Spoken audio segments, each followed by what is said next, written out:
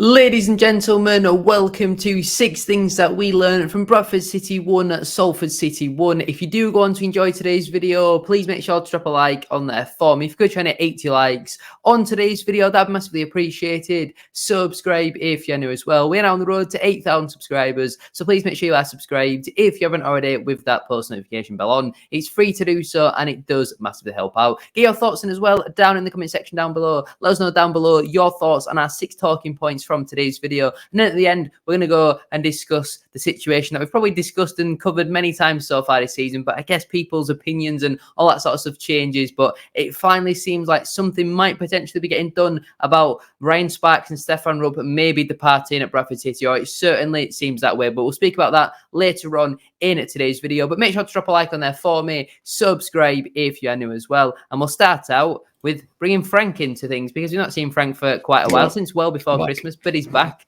And box number 1 then is a yellow box for Tyreek Wright. Obviously, his second debut with the football club, his first time back at Valley Parade in, I think, well over a year, which is obviously great to see. It looked like he was playing more as a second striker rather than as a winger. It certainly seemed much more like a 3-1-4-2 formation rather than a 3-4-3. But Tyreek Wright, for me, wasn't really involved in the game too much with our style of play and the way we were trying to create chances. He was really feeding off scraps. The only real chance he had in the game was a really nice move. I think Adore wins the ball back off of Elliot Watt. Gilead plays the ball through to Wright. He rolls their defender very well, and I think he might be rushes that shot a little bit. He wanted to score in front of the cop, got maybe overexcited, was potentially already thinking about his celebration before he's got that contact off, and he kind of hits it into the ground, drags it wide, unfortunately. But I think Wright offered certainly a threat. I think it was nice to see someone in the team with not just pace, some real natural pace as well, because he's absolutely rapid. And I actually forgot how fast he was. Just even a couple of times watching him chase after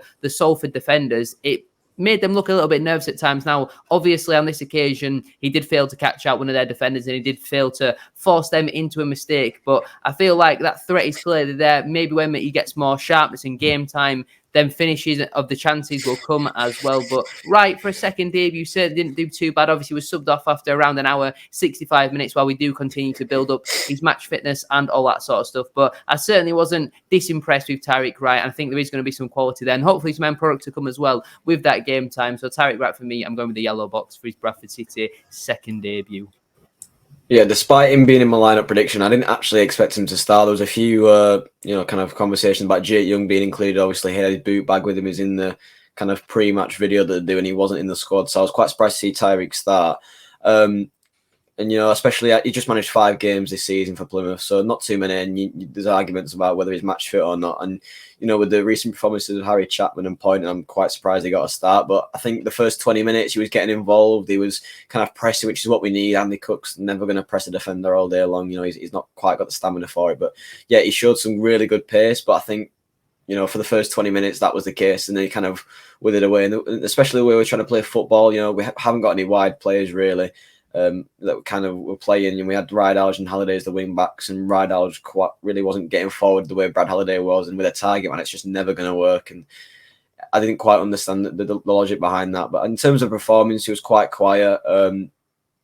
But that being said, he's kind of one of the creative outlets that we had on the pitch. There wasn't really much from Clark Adore and players like that, and to see Tyreek Wright kind of subbed off, I was quite surprised. I think that was one of the many subs I saw yesterday from Grant Alexander that didn't quite make sense. I saw he was trying to do the kind of formational change in the back end of the second half, made a lot of sense, but the personnel that came on for him, it was a bit confusing. But I think for a second debut, it's not too bad. I think no one really was amazing yesterday, if I'm being totally honest. But there's plenty more to come from Tyreek Wright. We've seen what a great player he is, and let's not forget how poor he was for the first opening games of his first Bradford City stint. He was really, really poor, and it didn't look like he was going to be one of them loan signings that kind of withered away, a bit like Chisholm and Foker, who barely played, and he's going to go back to his loan club.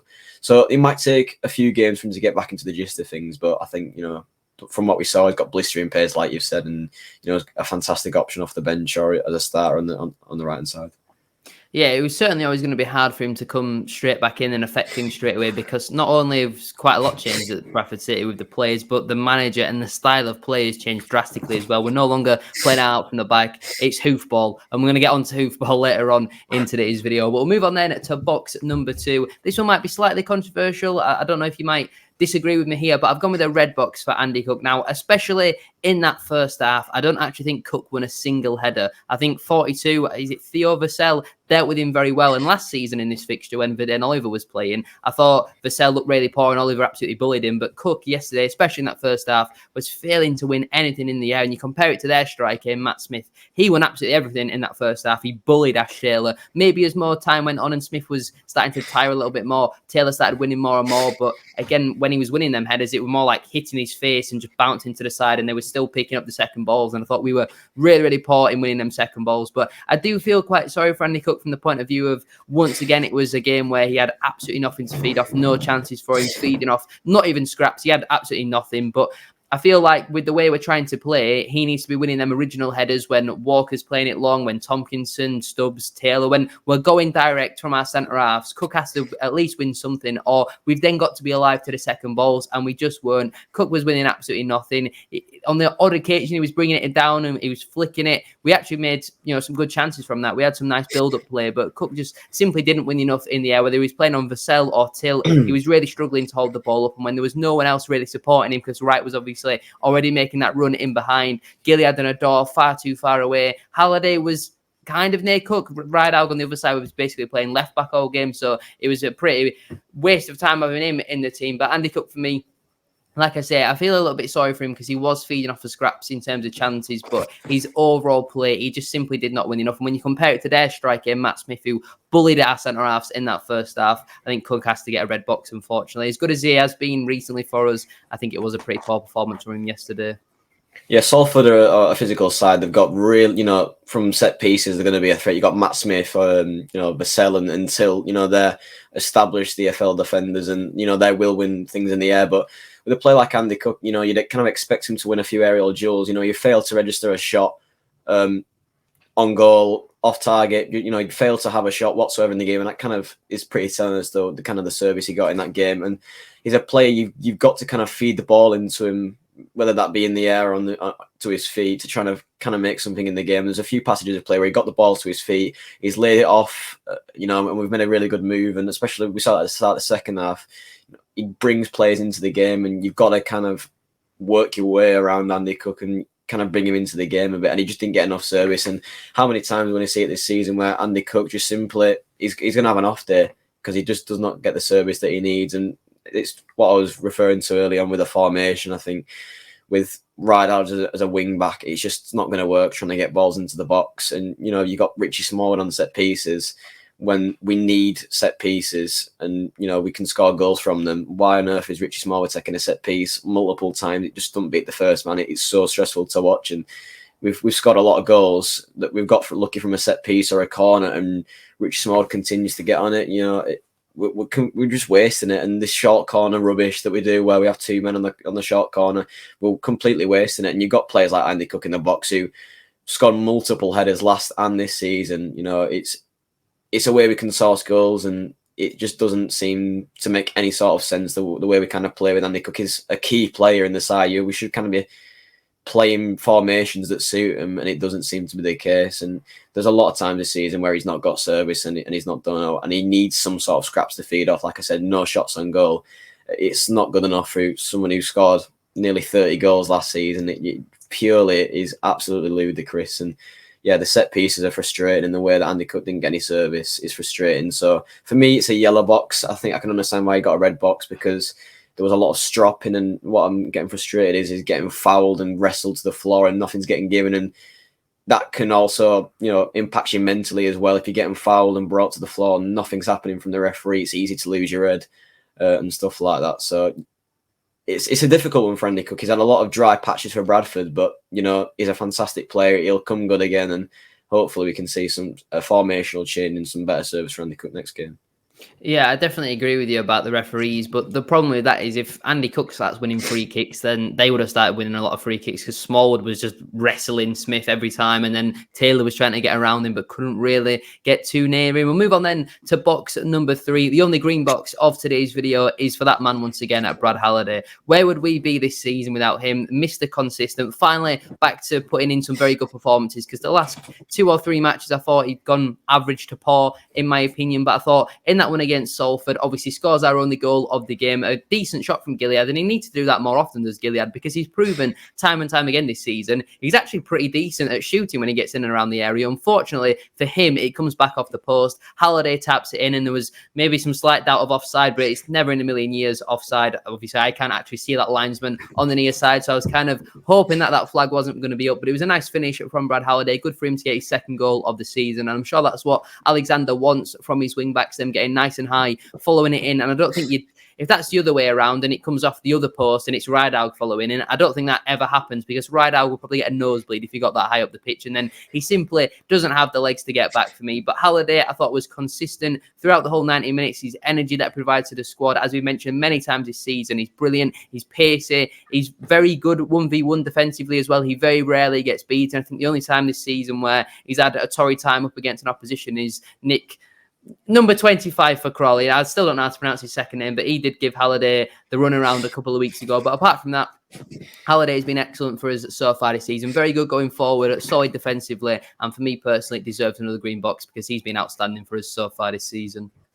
If you give your all in a Bradford City shirt, you get your plaudits, and Brad Halliday's, a key example of that. And someone who created the goal yesterday, Alex Gilead, is, another one who he puts effort in and he gets the rewards from it from the fans. He's one of our best players this season, Alex Gilead, and he's shown that he can hit, balls from outside the box. He scored a brilliant goal against Grimsby, fantastic strike against MK Dons, to name a few. So he can clearly shoot the ball, and that's how we've got our goal. It's a brilliant strike, and Brad Halliday, it doesn't look like a hard finish, but I'm sure it was. It's kind of coming at him at an awkward angle, and he manages to get it in there. And I've noticed a lot from Brad Halliday recently. I think it's because of the formation we're playing. Him and a wing back is getting much higher up the pitch and getting balls into the box, and I do think it's suiting his game a lot. But what I'm also liking is the one-on-one defending as well, the way he kind of takes wingers out the game, and he just knows where he needs to be for positioning. I saw him quite high up the pitch, and he didn't even seem to worry about the guy behind him, because he's always 2 steps ahead, and he's a brilliant, consistent player. He's been off recently for the last few games, but he's kind of allowed to have them off days because he's been the most consistent player, and he's really been brilliant in a Bradford shirt. And it kind of begs the question as to why he's out of a deal in the summer. You've got players like Verdane Oliver, who's got 18 months left on a contract, and you got Bobby Poynton, who's out of a deal in the summer. These are key players that are out of a deal in the summer, and you look at where we are at the moment and kind of the state that we're in. We've got about 7,000-8,000 there last night, 16th, booing at full time. It's not a nice atmosphere for a player of his caliber to be in, especially when you sign up for it. You're looking at a 25,000 seater stadium. You're looking at, playing in front of nearly 20,000 fans every week, a team that's challenging for the playoffs. Brad Halliday might take a step back and say, hang on a second, I'm the best player here, and this is not what I've signed up for. I've signed up for promotion. I'm way off the mark here, and he's out of a deal, and clubs might look at that and think he's a bit unsettled at Bradford. We're a higher league club, and we can offer something better for him, and it's quite easy to do that unless we time down to a contract. We've seen it before with Watt, Powder, these fantastic players that are just running out of contracts, and we let them go for peanuts. And with the model that we have as a football club where we're self-sustainable, we kind of need all the money that we can get. And if we're going to sell him, it has to be for a fee, and we can't let Brad Halliday go. So we need to time down to a contract because he's been one of the better players. And I've really liked the way he plays and the way he kind of battles. So I want to see him again many years in a Bradford shirt, and we need to time down to a new deal. Performance, it wasn't really the best that he's played recently. It kind of just goes to show how bad the rest of them were last night. He got the match, he deserved it, and yeah, green box for me, 100%. I think man of the match certainly was very hard to pick from yesterday, but he was certainly the best of a bad bunch for me. We'll move on then to box number 4, back with a red box, this time for the opposite wing back in Liam Rideout. I actually feel quite sorry for him at this point because I'm not too sure why he keeps getting picked week in, week out. All the fans inside the stadium, all the fans who are watching on iPhone, they can see it. He's simply not good enough. He wouldn't start for anyone in the National League. He doesn't start for Halifax Town. He doesn't even start for Bradford Park Avenue probably at this moment in time. And look how poor they're doing. He's so poor. You are not going to be even finishing in mid-table, never mind thinking about the playoffs or getting promotion, with somebody of Liam Rideout's quality as a wing-back. He basically played the whole game at left-back because he doesn't get high enough up the pitch. He's then not got the legs to get back. He's caught out of position as well for Salford's goal. Stubbs has to go over and try and recover because Taylor's been dragged out over to the halfway line, and we just got it massively wrong. So many players lacking the pace to put a challenge in, and Rideout just doesn't offer anything. And like I say, I feel quite sorry for him because everyone can see that he's not good enough, but all the different managers that we've had now are still picking him. And it's bizarre to me. This should have been on the 1st, 2nd of January, a position that we addressed, because Lewis Richards, well, he's not too bad. He has a lot of injury problems. He's picked up 3 or 4 injuries so far this season, which have kept him out for a pretty lengthy period of time. I think he's already missed another month of football as well. So he needs to either fix his issues with his body, because he's only young. He's only like 20, 21. He's Lewis Richards, so it's not like he's 33, 34, because Rideout never really seems to get that many injuries, or he certainly hasn't so far this season. And for someone of Lewis Richards' age, you would have thought it would be the other way around. But Rideout, for me, he's just not good enough. He can't tackle, he can't cross, he can't pass, he can't defend, he gets caught out of position. He's not quick, he's very slow. I just don't really see what Rideout brings to this team. For me personally, there's a number of people who sit around me who say the same thing. When McDonald came on, he was absolutely brilliant in that midfield, but Gilead still needs to stay in the side. Smallwood's your captain, so why not, like I mentioned in my match preview, have Smallwood and McDonald in the middle and Gilead at left wing back? Yes, it's not his natural position, and yes, he's not naturally left-footed, but he provides at least some legs and energy, and he's much better than Liam Rideout in that role for me. I thought he was absolutely awful yesterday, and yeah, he gets a red box because I'm just sick of seeing him, as so many other Bradford fans are. He's absolutely not good enough. It's a mistake from both Liam Rideout and the club. I mean, I don't know why we're giving him a 1-year deal, and I don't know why he's the only fit left back at the club. It's something that we've addressed, and we've got a week left to go in the window. It's very, very quiet at Valley Parade. There doesn't seem to be any incomings, and we were on about Lena and Mina trying to cut down the squad. We've brought as many as we've got rid of, and it constant lies getting fed to us by the club at the moment. And Rideout, yeah, like you said, he's just not good enough for what we need. And I think when you've got Alex Gilead, who has played left wing back for us this season and has performed at a consistent level, and you've got players like Kevin McDonald that are kind of breaking the way into the side, you've got to kind of make way. And Liam Rideout, he might be the only fit left back at the club, but is this sustainable for what we're trying to accomplish this season? I don't think so. He's a Vanarama North standard player. When you play in the way we did yesterday, which is wing backs that attack and get balls into the box line, Rideout is not one of them players. And constantly in games, he's getting caught out and is at fault for a lot of goals. And I'm at a loss for words as to why he still gets in the team. It might have been a technicality because of the injuries, but why is that not something that we've addressed then, if he's the only fit left back at the club? And I hope Alexander, obviously he's not been here a long time and he's not really seen much of Rideout, but I hope this is an indication now that he is not good enough for where we need to be. And with a week to go in the transfer window, we need to get something sorted with a fullback, because like you said, it's 3, 4, 5 injuries that Lewis Richards has had now. He's only been here, 6 months? So yeah, it's not good enough, and I don't want to see Liam Rideout playing for City again, if I'm being totally honest, especially for where we need to be.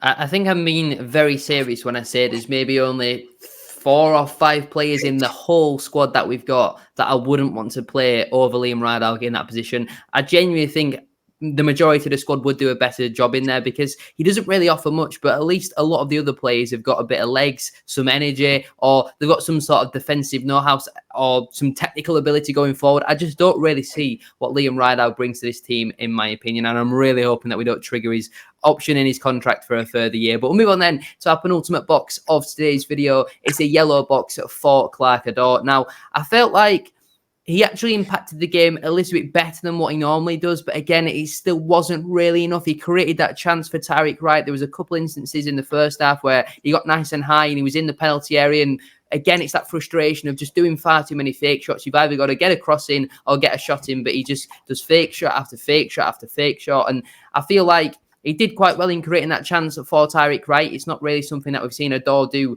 very much so far this season. He's put many tackles in, but he wins the ball back very well off of Elliot Watt. And obviously, Gilead plays a nice ball through to Wright. He spins his man very well, as we've mentioned, and unfortunately does drag that shot wide. But again, the frustration for me from Clark Ador is there's just no end product there. If it's not a tap-in or the ball's hitting him and going into the back of the net, he never really looks like scoring. He creates sometimes, but it's not really enough. I think as soon as Jamie Walker is back fit and available, he has to come back into this side. But the fact that Ador's got a 3-year contract is quite concerning. I know that he's young and he could still develop, but Keith Curl said the same thing last season, that it's all well and good, being a player who's come out of under-21s and under-23s football, but if you've not got that end products in first team men's football, then what's the point? Because he just doesn't offer enough. Defensively as well, really poor. He's again, we mentioned it a few times this season. He never puts a tackle in. He never really wants to challenge for a duel, an aerial header. He just doesn't really look interested at times defensively. If he's got the ball, you might see him try and take on his man, but he very rarely wants to get at him. I feel like he really lacks pace, to be honest with you, as well. He's clearly got a lot of technical ability, but he just doesn't really do enough with it, in my opinion. And that's the frustration with Clark-Adore. There's just not enough end product. So I've gone with the yellow box. I think he's been slightly better than normal yesterday, but still not good enough if he wants to be playing week in, week out in that starting 11 in this side. So I've gone with the yellow box for Clark-Adore. It's a carbon copy of wingers that we've had in the past. You look at Sean Scannell and Dylan Connolly, all clearly technically gifted and fast wingers, but they've just simply got no end product, and it only ends one way at Bradford City. It only went in one way for Dylan Connolly. He didn't really play much after that, and Sean Scannell, well, I think does he even play for Grimsby anymore? He's just not up to it, and you've got to have end product as a winger, especially if you start, and we've seen it multiple times with Clark-Adore now. The goals he's scored have not been very classy at all. He's fast, he gets into the box, and it just nothing ever seems to materialize. It's so frustrating to watch from a fan perspective. Just kind of players getting into the squad that don't deserve it. We saw when the team sheet came out and everyone said the same thing, why is Clark-Adore starting? You've got players like Harry Chapman who've been absolutely unreal since they've come back, and how is Clark-Adore getting a shirt over Harry Chapman? It just doesn't make sense whatsoever. You got Poynton in there that could have done a better job, and I don't particularly rate Tyler Smith, but I guarantee you could have done a better job than Clark-Adore. It's so frustrating.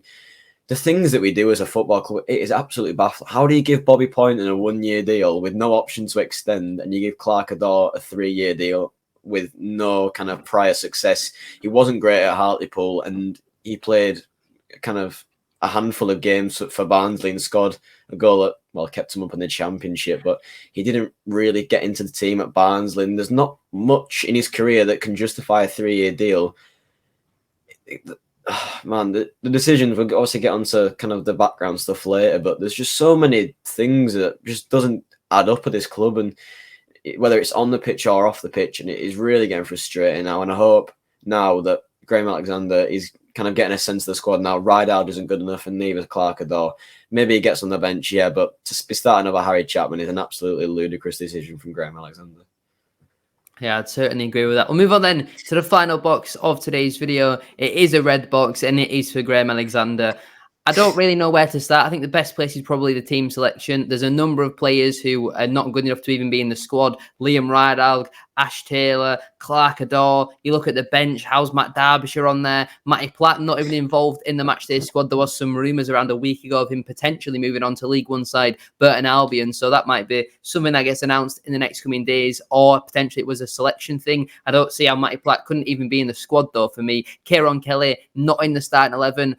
I don't even get that. He's been unbelievable for us so far this season. Like you say, Chapman on the bench. I thought he was quite good against Colchester. Poynton, I didn't mind him being on the bench because I felt like against Colchester, he didn't really impact it all too much, but he should have at least come on, in my opinion. McDonald has hardly played under Alexander. When he has, he's looked quite good, but the frustration is the style of play, the football. It's horrible to watch. It's absolutely turgid football, and you don't mind it when you're winning. And I think we've got to get a good balance here, because under Mike Hughes, it was very much we're passing it from side to side far too much. We're not really being progressive with it, and the fans were getting frustrated and then wanted to see us go long more often. And then McDonald and Alexander for the first few games, I felt like they got the balance quite well. They got it pretty spot on. They were going long for goal kicks, but then when we got the ball, it was get the ball on the floor and try and play in their third or in their half especially. But yesterday and over the last couple of games from Alexander's side, I've seen is just every time we get the ball, just boom it, absolutely boom it, whether it goes into the stands, hopefully somewhere near Andy Cook, and he might potentially win the flick on, but there doesn't really seem to be much game plan, in my opinion. I feel like when you've got the ball, get it down on the floor and play. I'm not saying we've got to play 20 triangles in our own penalty area, because that would be suicidal and that would be a very stupid move. But when we're in their half, when we're in their third, get the ball down and try and play some one-touch passing. I think we did it once in the second half and we looked quite good at it. We got a corner from it. There were 4 or 5 players who did some nice one-touch football. Our goal actually comes from us getting the ball down on the floor. I think it's Tompkinson originally picks the ball up, and if he chooses to go direct there, that goal simply doesn't happen. But he plays the pass into Gilead, a nice progressive pass from your centre half, which is what you want to see. He drives forward with the ball. Again, we need to see more of that from Gilead, taking the ball, and if they're not going to come press you, take the shot on. He does that. We get quite lucky maybe with the rebound, and Halliday obviously taps it in, but that is a big frustration with Alexander's side.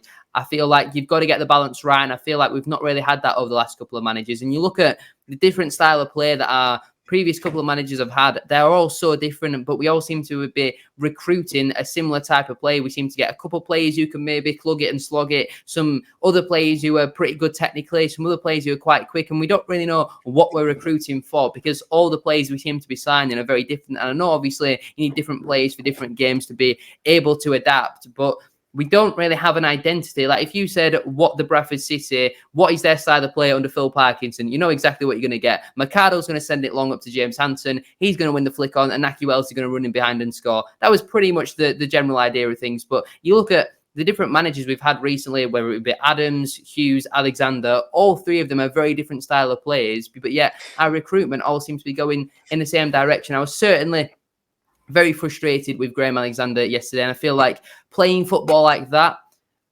it's all well and good doing it at smaller clubs where the fans just want results. But when this football doesn't come with results, fans are not going to want to be paying money for that. Like if you're spending 30, 40 pounds on a coach for an away game and then 20, 30 pounds on a ticket to see that performance we put in yesterday, like that would just simply not be acceptable. And it's all well and good, like I say, when you're winning football matches, it doesn't really matter all too much. It's just about the 3 points. But when you're not winning football matches, it can be very frustrating. And the amount of fans that I actually heard yesterday shouting things from the stands are already, and Alexander's barely been here, 2 or 3 months, something like that. And they're already kind of getting a little bit fed up of Alexander. And I don't think it's necessarily all aimed at him because I feel like Alexander actually talks quite a good game. I like listening to his post-match and pre-match interviews as well, whereas under Adams and Hughes, it all felt very samey. I feel like Alexander is actually a manager I can sit down and listen to, but in terms of his football recently, it has been quite poor. It has been quite frustrating. And I understand, the pitches haven't been the greatest to be playing one-touch passing on recently, but other teams seem to be able to do it. So why can't we? And yeah, I've gone with the red box for Graham Alexander. The team selection, the tactics, he got it completely wrong yesterday. So I'm going with the red for Alexander. Yeah, I touched on it earlier about the kind of the personnel that was introduced. I like the formation, what we're going for. I think it was like a 4-4-2 towards the end. But Gilead got brought off. I don't agree with that whatsoever. I think McDonald was the right decision to bring on to kind of steady the ship and bring other players into the game. But then wouldn't you take Smallwood off? Didn't quite make sense. Then John Tompkinson got taken off. Well, Ash Taylor got 90 minutes yesterday. He didn't do anything in the game to warrant it. He's 6'5", built like an absolute... I don't even know, but he couldn't win a header yesterday, and he somehow still got 90 minutes over John Tompkinson, who was kind of battling alongside Stubbs the whole game. And John Tompkinson and Stubbs were the best two defenders, and Ash Taylor was kind of the worst. It just didn't make sense, and it's such a contrast to kind of with football that we saw earlier. Obviously, we didn't get off to a good start with Notts County, but the way we were playing football and we were picking up results. I think we won 6 in a row, or got seven unbeaten or something like that. And now we're winless in 6, and there seems to be some sort of weird vibe about the club. And he was kind of saying it how it was and stuff like that. But like the interviews that have got kind of personal recently about like the transfer and the Jake Young. You look at how he's kind of reacting and how he feels in the interviews, and it's kind of emotionless, really. And the answers, he doesn't even know what Harry Lewis was sold for. Just some of the stuff that is coming out with, he seems very unsure about what's going on, and it's almost as if he's kind of been sold a dummy and he's kind of been false promised and stuff like that. It doesn't look the way it used to, and the football is a complete contrast to the way we first saw it. It's not entertaining to watch, and fair enough, you're getting results, but we aren't, and it happens so many times this season, and it's been happening for years now. We've not had a manager that can kind of make Valley Parade a fortress since Phil Parkinson. It's not good enough. Teams have found out how to break us down in Valley Parade, and it happens way too early. We've conceded in the first 15 minutes in 9 of the last 14 games. We concede and we give ourselves too much to do too early. And we have to make changes and kind of adapt the way we play football, and it's not sustainable. Conceding in the first 15 minutes in 9 of your last 14, you're setting up to fail, and we simply take too long to start games. The first half was poor, the second half was better, but that's been the case for the last 10, 15, 20 games now, where we just simply can't start in the first half. And I don't know what it is or how we change it, but something needs to change, because we need to get off to start off with on the front foot and kind of get the crowd behind us from minute one, because we all know how toxic it can get. And there was only 7,000, 8,000 there last night, but you could hear the frustration and kind of the way the vibe was about the stadium. It's not entertaining football. It's not what we want to see, and it's not getting results, and it needs to change quickly because fans are losing patience quicker than I've seen it before. Yeah, I would definitely agree with that. And we're now going to speak about the ownership and running of Bradford City because, again, it's a big topic of conversation that's come up. I think we're 6 or 7 league games now without a win. We're 16th or 17th in League Two after nearly 30 games. This is simply unacceptable for Bradford City, and it's not the first time we've seen it under the current ownership and the running of the football club. The City event actually put a poll out last night where 1,577 people voted it on Twitter, and 88.3% of people said they'd lost faith in the ownership and the people who are running Bradford City on a day-to-day basis. Now, from a collective of people of nearly 1,600 to have it at 88.3%. Now, obviously, it's Twitter and there'll be some fans of other clubs and some random bots that might have voted. But I feel like it gives you a good general idea that a lot of the people are just sick of Bradford City. And I feel like yesterday was very telling. You look at the crowd that was there. I mean, I absolutely do not blame anybody for not going, by the way, but it was an appalling crowd of the atmosphere as well. Again, I do not blame anybody for it, but it was absolutely shocking. You could hear the players and the managers talking to each other, and that massively helps the opposition as well when their manager can get his instructions onto his players. That really does help when the crowd's up. The manager can't really do that because of how loud the atmosphere can be, but what I fear is, well, I don't really fear it. I kind of expect it now. Next season, that could be week in, week out, every time at Valley Parade, that sort of crowd, that sort of atmosphere, because that was the real hardcore that were there. And I feel like even some of the real hardcore now are not going. And again, I do not blame them whatsoever. And, the club might say, oh, it's down to the weather, but the weather wasn't even that bad. It was actually quite mild yesterday. It was a little bit windy, but wasn't really raining. We've certainly played in a lot worse even this season, but there was maybe, like you say, 7, 8, 9,000 there at the absolute maximum. And like I say, the atmosphere was absolutely awful, but it goes to show that people are just sick to death of this. We're being fed lies from the club. We're getting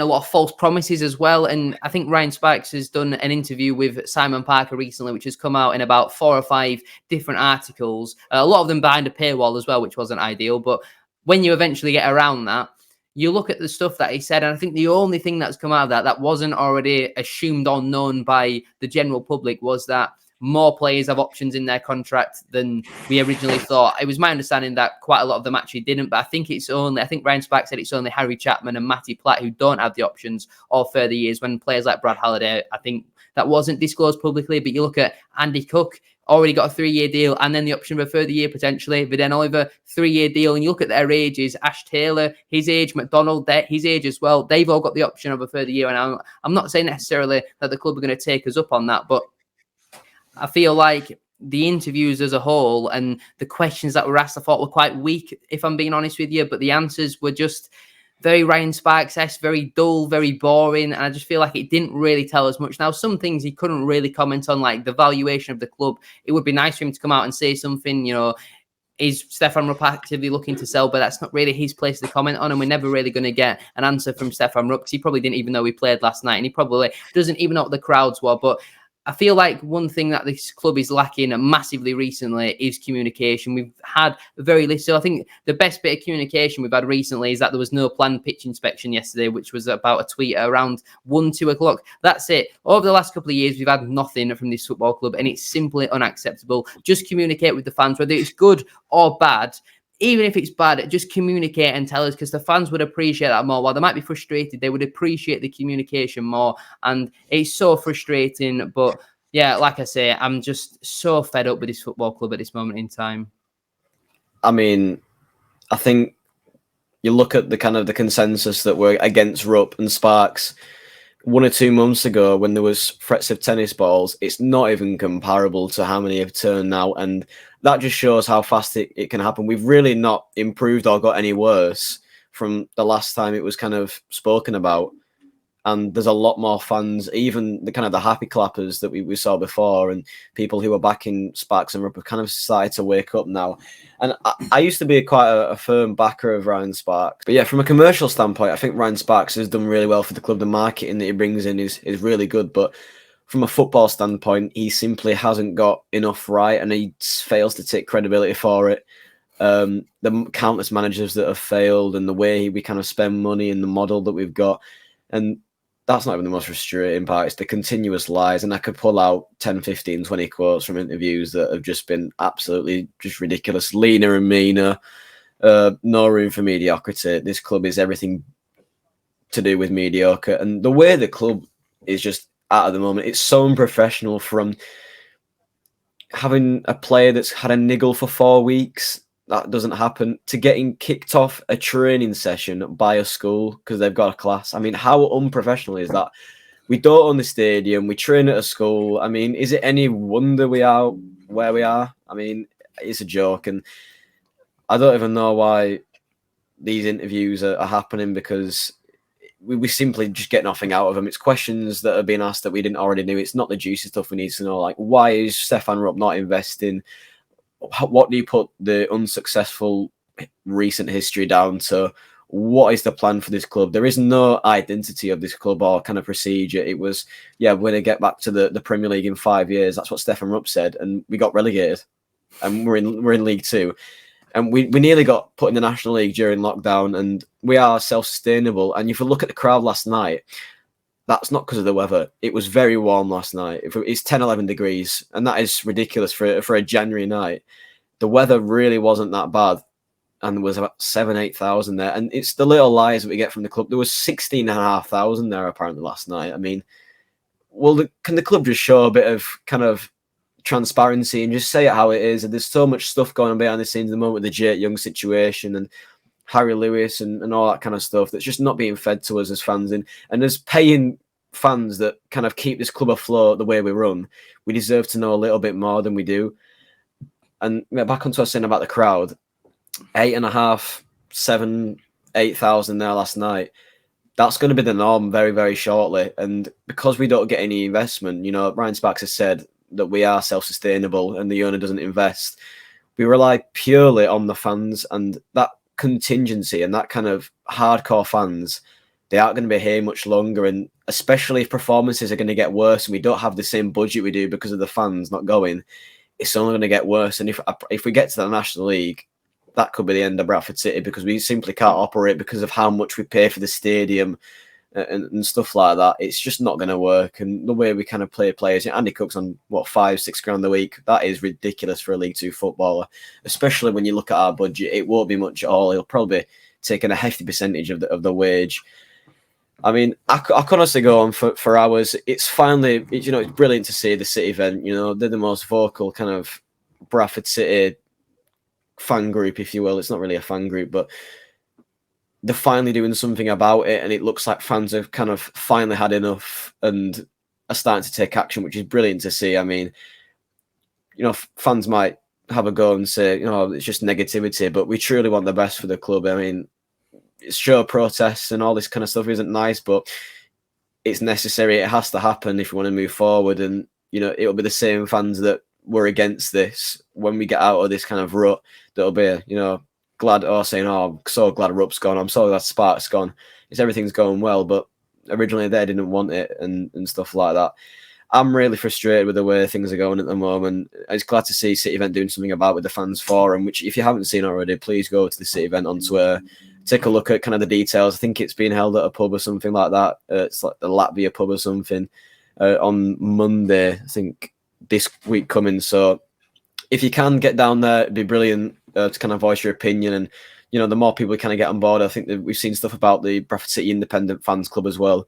If you can, trying to sign up to that and get involved, because they can't really approach the club until they get a certain amount of members. So just kind of get involved, do everything you can. Obviously, I'm not asking you to run on the pitch and kind of batter all the players and stuff like that and hold signs up. But if you can try and get involved as much as you can, we're not kind of threatening to throw tennis balls like we were last time. I think that was a bit of a rogue approach. But if you can get involved and voice your opinion, make sure you do. There's a lot of spaces, Twitter spaces being held at full time, have your say and stuff like that. And I think we can finally expect to see change now. There's things being done about it. We've got Rupp out on Twitter as well doing stuff in the City event. It's good to see. And hopefully it's going to be a turn for the better, because we can't continue like this. It's been too many times that we've been in the lower mid-table of League Two. And I'm not going to pull out the card of, we're such a big club, we don't deserve to be here. We completely deserve to be where we are, but it shouldn't be this way permanently. And we need to start seeing some good football and get back to where we need to be. Yeah, I mean, there's quite a lot to get through there, but just on that City event thing, I'm not sure specifically what it is they're actually hosting. It was some sort of fans forum originally meant to be online, but make sure to just go over to their Twitter, check it out over there, because I'm sure more updates will come over the next coming hours and probably days as well. But the best thing I think for Bradford City at this moment in time would be to, I mean, we've mentioned a director of football many times, but it seems very apparent that is not something that either A, the club can afford, or B, want to do. But Ryan Sparks, if he genuinely wants the best of Bradford City, he should resign. But he's definitely not going to do that, because he's probably getting a very nice paycheck every year to do what he's doing at this football club. But I wouldn't say he's running the business bad. He's running the football department bad, and we're not succeeding on there. And there's only so long that the fans will put up with not having even a little bit of success on the pitch. We got a slight taste of it last season, and then we just completely ripped up the game plan. We spoke about this before, about we only needed minor changes in the summer, and we completely ripped it all up. We went from having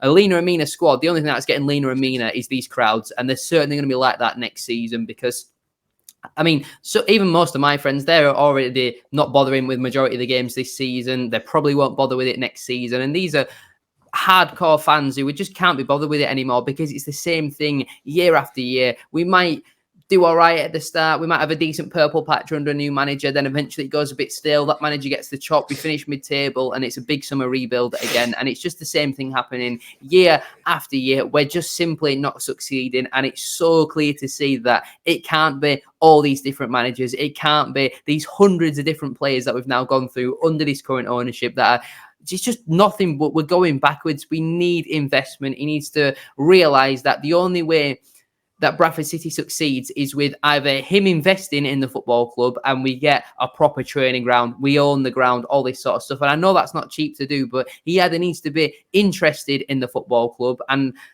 invest money into it, or move on, cut your losses and sell, because the only way this club is heading, the only way this club is going to get out of League Two is the National League with the way we're currently going, because the less season tickets we're going to get over the next couple of years are going to mean budget cuts. It's going to mean a somehow even worse squad. It's going to mean potentially worse managers and coaches, less sports science stuff. All this sort of stuff is going to decrease because there's going to be less and less fans interested in this football club. We're only going to go backwards, and change is definitely needed. We need Rowe to sell. We need a new CEO. We need a potential director of football as well. And yeah, like I say, change absolutely has to happen at this football club.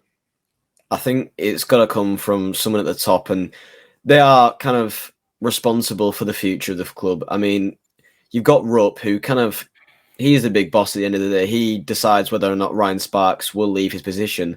But because he's so disinterested, he doesn't know if they're doing a good job or not. And he'll see all the marketing revenue that's coming in and think, all right, he's doing a good job there. I'll leave him to it. But the fact of the matter is, it's not sustainable and it's not good enough.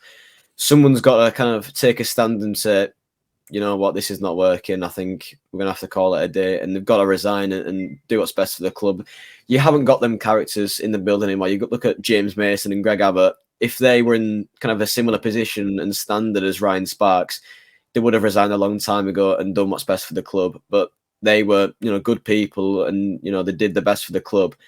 And it is not at that stage anymore. We had owners that knew about football, and Stefan Rupp, he's not a bad person. He was sold a dream, but he needs to kind of cut his losses now, because it's only going to get worse. He will not be able to get anywhere near what he's going to get in a season, 2 seasons time if he doesn't sell now.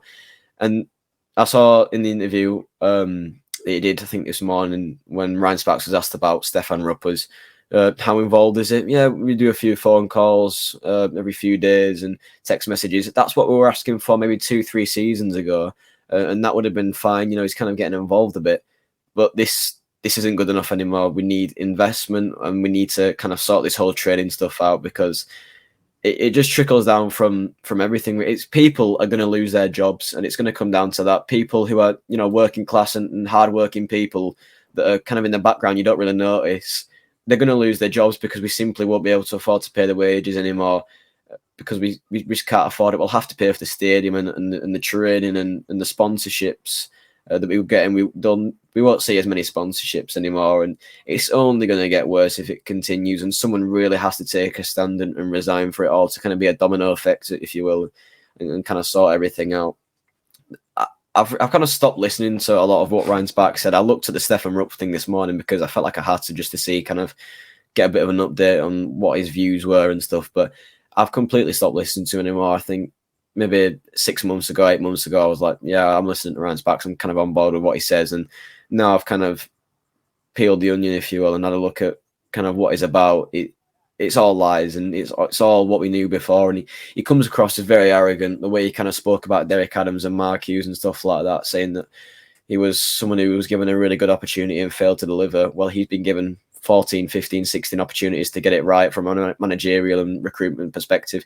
And it even trickles down to Stephen Gent. You know, he appointed that man, and his recruitment has been absolutely ludicrous, and it's just been terrible as usual. I can name maybe 3-4 good signings that he's made in over a 3-season, 2-season period. That is absolutely unacceptable. The fact you've only brought in 3 or 4 good standard players, and at the end of the day, the world beaters, there's no one in that squad that, you know, really deserves a 5-year lifetime contract. At the end of the day, there's no model for what we're trying to do. You look at Stockport; they consistently play with wing backs at, you know, under Dave Challinor. You kind of know what you're going to get from a Stockport County player and an Ox County player and stuff like that. They've got a model, and you look at Luton, who have come from where we were in League Two and stuff like that. They've got a true model and a true plan on what they're trying to do. You look at Bournemouth. I remember watching Bradford City versus Bournemouth in a league game, and now it's just not a thing anymore. And clubs' approaches, they're very, very different. And I've never seen such a poorly run club in my life. It's so unprofessional. I talked about it earlier, about us getting kicked off our training by a school who had a class there. How can you be a professional football club and let that happen? It's absolutely unacceptable. Some of the stuff that's come out is just laughable. It's a complete circus, and it has to stop before he gets serious. Yeah, there's a few things that I want to touch on there. You think about like the likes of Kevin McDonald and Richie Smallwood, who have played at a number of levels above. If they were on that AstroTurf pitch and Mr. Smith has come over and said, "Oh, excuse me, Mr. Graham Alexander, you need to get off of here. I've got a PE class to teach." And all the players are like, "What on earth is this?" It's so unprofessional. And you spoke about recruitment there as well. Ryan Sparks said I can't remember what the exact quote was, but in this interview with Simon Parker, that he was pretty much quite happy with the recruitment. He thought they'd done a pretty good job with it. If they'd done such a good job with it, then why are we so shit season after season? We had a pretty decent year last year because Andy Cook pretty much turned water into wine, and Harry Lewis was pretty good at keeping the ball at the back of the net. But that was pretty much it. Apart from that, it wasn't really a good season. It was still actually pretty much a failure because we failed to do our objective that we set out at the start of the season in getting promoted. But it's also just the little things as well, like food at Valley Parade. It's extortionately overpriced, and the quality of it is absolutely awful as well. And it's just the little things like this. I'm pretty sure there's no hot water as well in a lot of the stands. There's no hair dryers as well in the women's toilets. I've seen someone complaining about. It's just the little things, like why are we spending so much money as well on renewing the seats? Like, they're all well and good. You know, one of my seat is one that's been renewed, and it's much better than what it was before. But what's the point? You wouldn't go and spend loads of money refurbing a house that you're renting, would you? So what's the point? Like, there just seems to be so many baffling decisions made by the football club. And like I said, we've done this so many times before. We could go on and on, but there's so many new points that keep coming up over and over again, and it's just a very frustrating place to be. We've nearly been going on for an hour though, so we'll leave it there for today's video. Thank you all for sticking with us, and thank you all for tuning in. Great for Frank to be back on the channel as well. So thank you all for watching. If you have enjoyed, please make sure to drop a like on there for me. If you could join at 80 likes, as I said at the start of today's video, that'd be massively appreciated. Subscribe if you're new as well. We are on the road to 8,000 subscribers, so please make sure you are subscribed. If you haven't already, with that post notification bell on, it's free to do so, and it does massively help out. Get your thoughts in as well down in the comment section down below. Let me know down below your thoughts on our 6 talking points from today's video, and what do you think needs to change at Bradford City. Thank you all for watching. Have a great rest of your day, and we'll see you very soon for another one. Peace.